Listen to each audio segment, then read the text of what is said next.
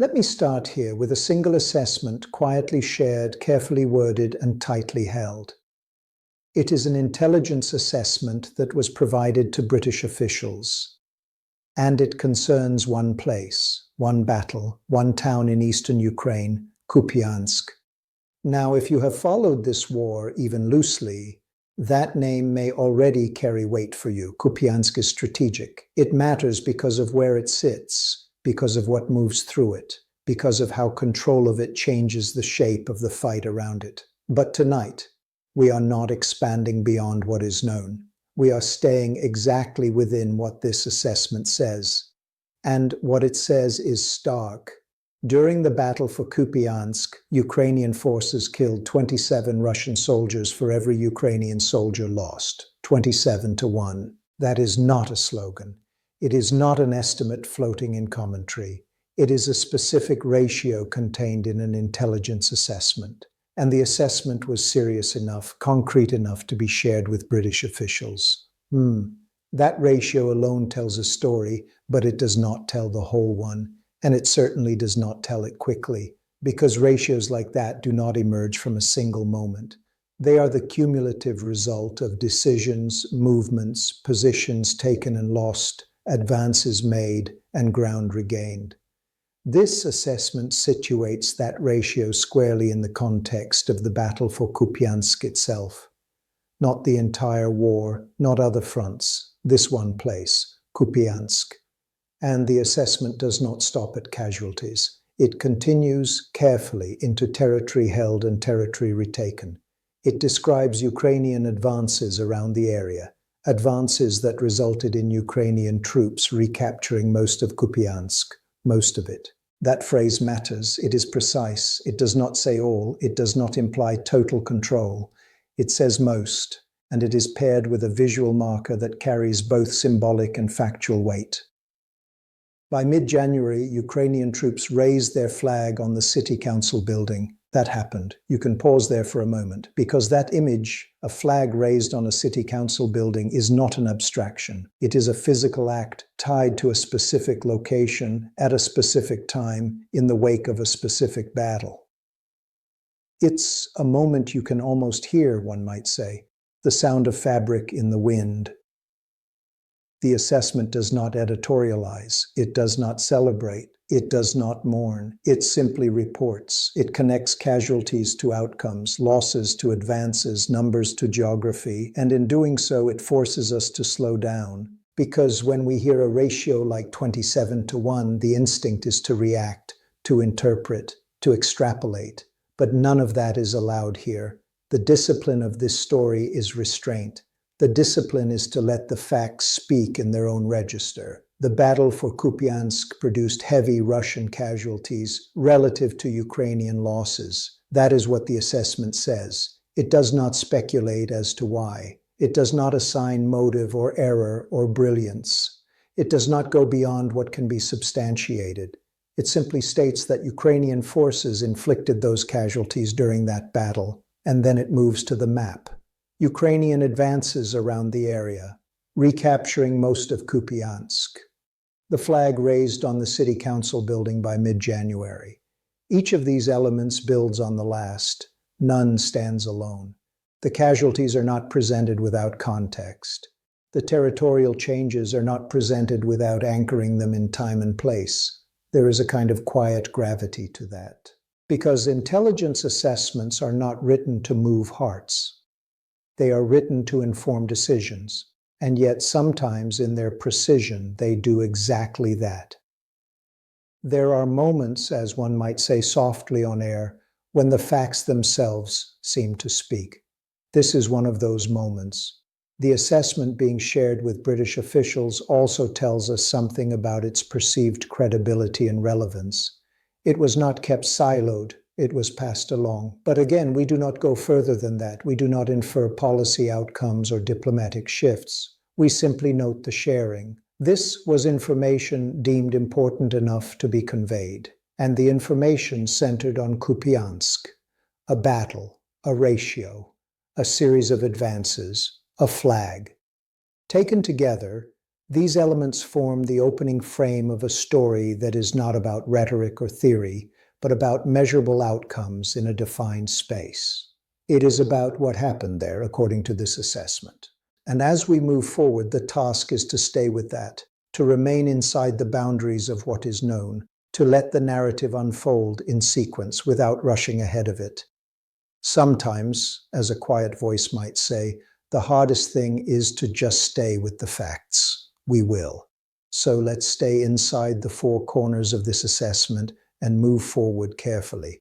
Because after establishing that ratio, 27 Russian soldiers killed for every Ukrainian soldier lost, the assessment continues in a way that is methodical, almost restrained.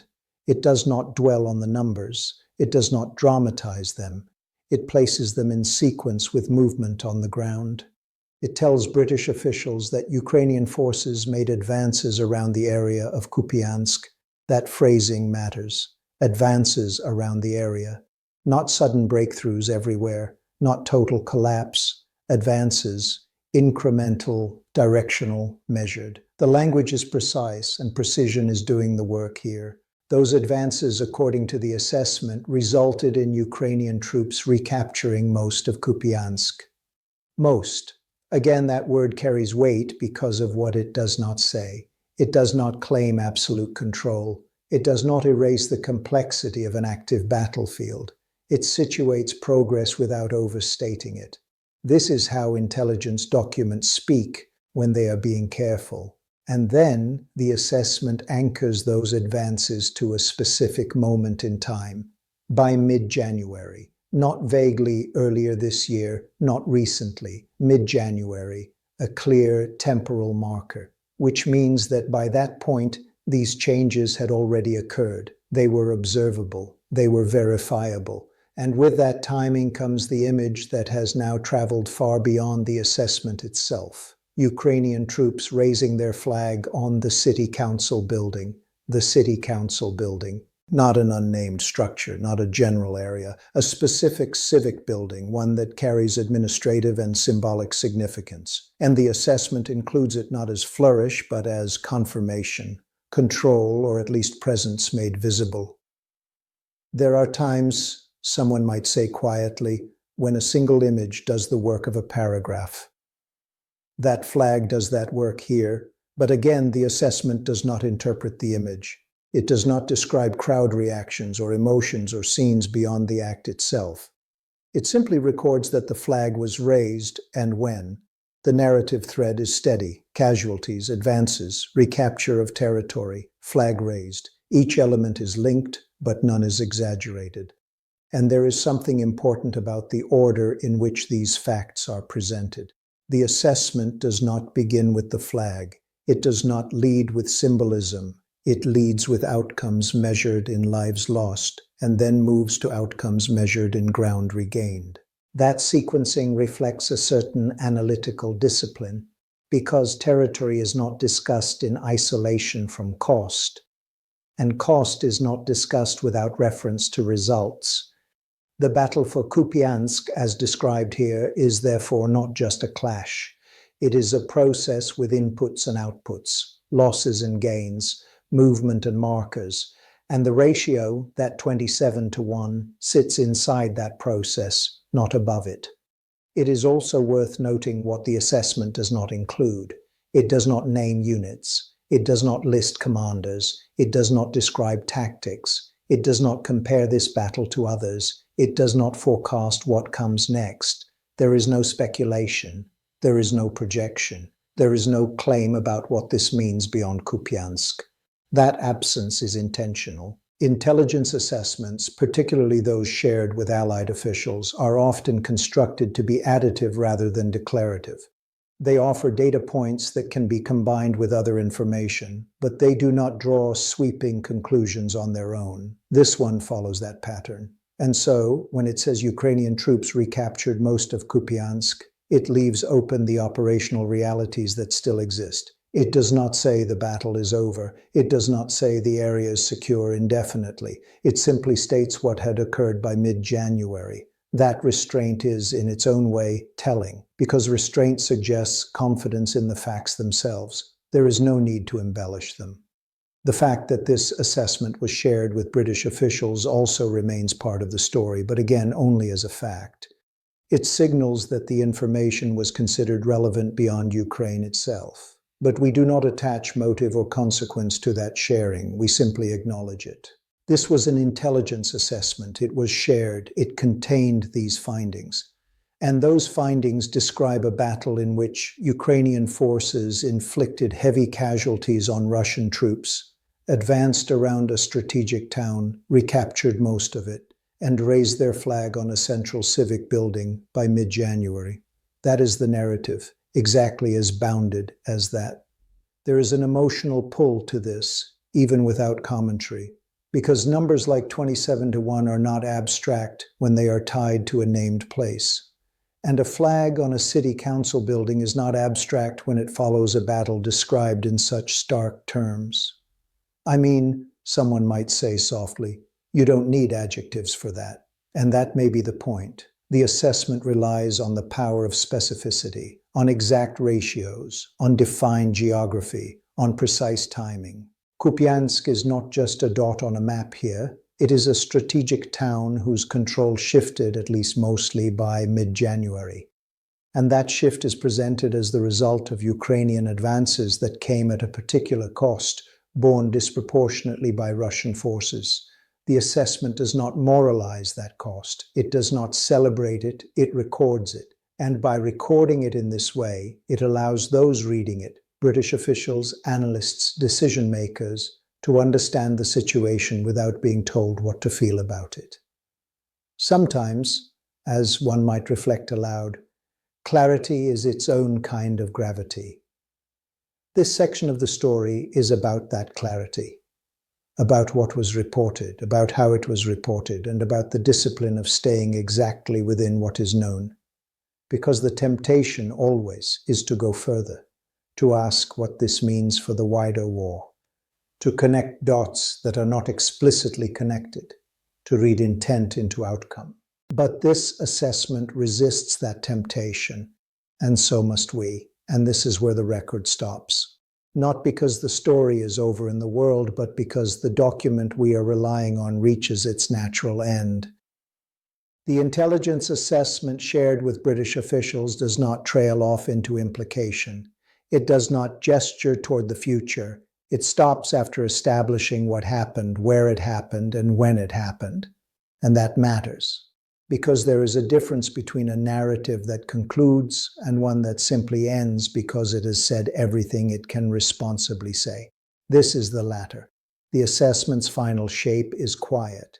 It leaves us with the image of Ukrainian troops raising their flag on the city council building in Kupiansk by mid-January, after advances around the area and after a battle in which Ukrainian forces killed 27 Russian soldiers. For every Ukrainian soldier lost, that is the full arc. There is no added commentary, no summary paragraph that explains what lesson should be drawn, no closing line about momentum or turning points, just the facts arranged in order, and then silence. That silence is not empty. It is deliberate. Intelligence assessments are built to be used, not admired. Their restraint is a feature, not a flaw. And so, when this one concludes, it does so without flourish. It does not underline its own significance. It does not ask to be quoted. It simply exists as a record. And tonight, we have treated it the same way. We have not stretched it. We have not compressed it. We have not added connective tissue that does not belong. We have allowed it to speak in its own voice, which is measured, precise, and limited to what can be confirmed. Kupiansk is identified as a strategic town. That word is used, and it is used carefully. The assessment does not explain the strategy in detail. It assumes the audience understands why Kupiansk matters. Or, at the very least, it does not feel the need to explain it. It simply names it. The battle for Kupiansk is described not in sweeping terms, but through outcomes. Casualties inflicted, territory recaptured, a flag raised. Those are the markers chosen. And when we reach the end of those markers, we reach the end of the assessment's contribution to the story. There's a certain honesty, one might say softly, in knowing when to stop talking. The ratio, 27 Russian soldiers killed for every Ukrainian soldier lost, remains perhaps the most striking single data point. But even that is not allowed to stand alone. It is tethered to place and time. It is contextualized by the advances that followed in the territory that changed hands. Without that context, the number would risk becoming something else, something abstract, something easily misused. With the context, it remains what it is, a reported outcome of a specific battle. The raising of the Ukrainian flag on the city council building by mid-January is similarly grounded. It is not described as a symbol of victory or finality. It is described as an event that occurred. That distinction is subtle, but it is everything. Because events can be verified, symbols can be argued over. The assessment chooses verification, and so do we. By ending where the assessment ends, we respect the boundary between reporting and interpretation. We acknowledge that there is more happening beyond this document, beyond this moment. But we do not claim knowledge of it here. We let the facts stand on their own. And sometimes that is enough. There is an emotional resonance to this, even without embellishment, because behind every ratio are lives. Behind every recaptured street are days of fighting. Behind every raised flag is a sequence of risks taken and endured. But the assessment does not enumerate those human details, and so neither do we. Not because they are unimportant, but because they are not contained in the source we are honoring. That is part of the discipline of this kind of storytelling. To know what you can say, to know what you cannot, and to respect the difference. This is where the line is, a voice might say, steady and calm. And this is where we leave it, so we leave it here. With Kupiansk mostly recaptured by Ukrainian forces, with heavy Russian casualties reported during the battle, with a Ukrainian flag raised on a city council building by mid-January, with an intelligence assessment shared with British officials that records these facts and then concludes, no more, no less.